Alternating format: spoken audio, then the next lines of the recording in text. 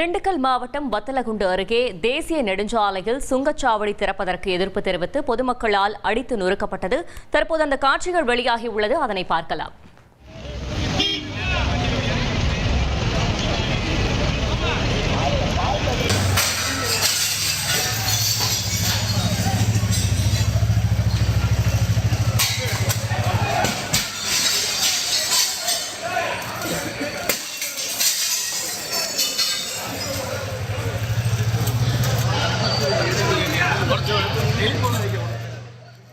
இது பற்றின மேலும் தகவல்களை செய்தியாளர் கனிராஜ் வழங்கிட கேட்கலாம். கனிராஜ், வணக்கம்.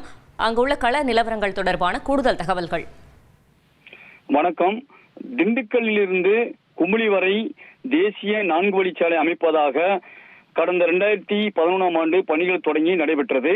அந்த சாலை மிகவும் குறுகிய சாலை என்பதாலும் அந்த பணிகள் முழுமையாக நிறைவேறாததாலும் வத்தலகுண்டு அருகே லட்சுமிபுரம் என்ற இடத்துல டோல்கேட் அமைத்தாங்க. அதுக்கு அந்த பகுதி மக்கள் அந்த டோல்கேட் அமைத்த நாள் முதல் கடும் எதிர்ப்பு தெரிவித்து வந்தனர்.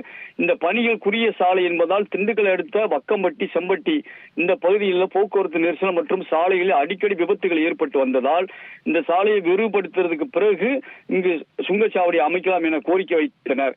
இந்நிலையில் பொதுமக்களின் கோரிக்கையை மீறி இன்று காலை அந்த இடத்துல லட்சுமிபுரத்துல சுங்கச்சாவடி திறப்பதற்கான ஏற்பாடுகள் தயாராக இருந்தது. இதற்கு எதிர்ப்பு தெரிவித்து அந்த பகுதியைச் சேர்ந்த பொதுமக்கள், விவசாயிகள் அனைவரும் ஒன்று கூடி போராட்டம் நடத்தினர், எதிர்ப்பு தெரிவித்தனர். அதனை மீறி அங்கு உள்ள சுங்கச்சாவடியை அடித்து உடைத்து அங்குள்ள கம்ப்யூட்டர், வசூல் மையத்திற்கான அந்த பொருள்கள் எல்லாத்தையும் சேதப்படுத்தினர்.